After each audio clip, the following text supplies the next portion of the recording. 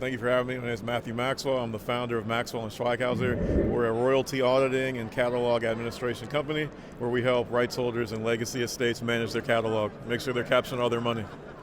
Kind of what role do you play within the company? Yes, I'm the founder of the company. So I got into it because my grandfather's royalties were being paid to the wrong family for a long time. And so it kind of got me into catalog sleuthing, copyright stuff, and all the things in between it.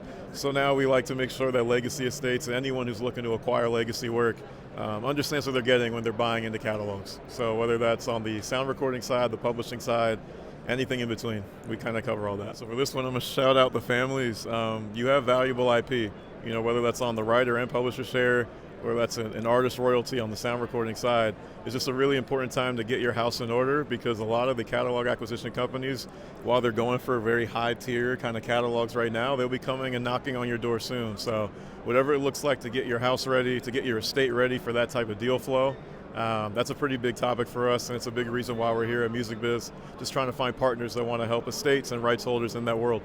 Yeah, and a lot of people don't know that there's a lot of data involved. You have to kind of know where your music has been, how much you own of it, and maybe those are some of the things that you're talking about when you say get things kind of in order, because if you want to do any sort of sale, you're going to kind of have to have that stuff together to present to people to at least be able to get you a value for what you own. Exactly, and you don't want to be dinged on the value because you don't have your stuff in order, so someone else is going to have to come in and do that for you. I think of it like real estate. It's like always getting appraisal on your house, maybe before you go into the market, and then you get some renovations done, maybe you get it appraised again to see what it's worth after that. So that's how I think about it.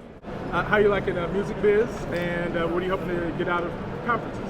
Music Biz is a good time. It's my first time here, but it's nice to run into familiar faces. I feel like between Music Biz and South by Mondo, you start to see some familiar faces as you go to the conference stint, but it's been great to run into old friends, to meet a lot of new colleagues. Being here in Atlanta is always nice. Being near the Braves Stadium is always a pleasure too.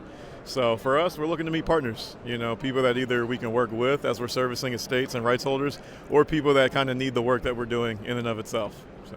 I want to go back to kind of our conversation on music IP. How does sync kind of fall into that too? Because I know a lot of legacy artists, a lot of their stuff is syncable. It's some of the things that are nostalgic to go into TV, film, music, commercials, and things like that. How do you kind of either factor that in or add that in, or at least tell people who have music IP from an estate how they can factor that in? Yeah, well, I'll approach it from two prongs. From a data side, we try to make sure people know if you want your stuff synced, the cleaner your data is, the easier it is to be synced.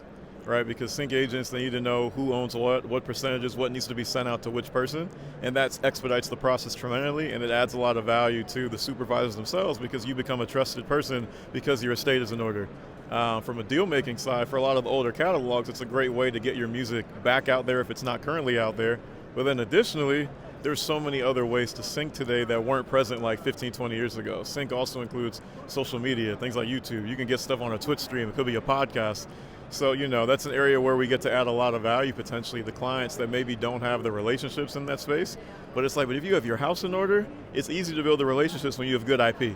So, and that's a great answer. And because when we were first going through trying to sync stuff that we had bought from our back catalog, you have to make sure, especially for some of the older ones, that even the audio files and things like that are up to date, because you can't sync it. People can't sync it if it doesn't fit into the current system.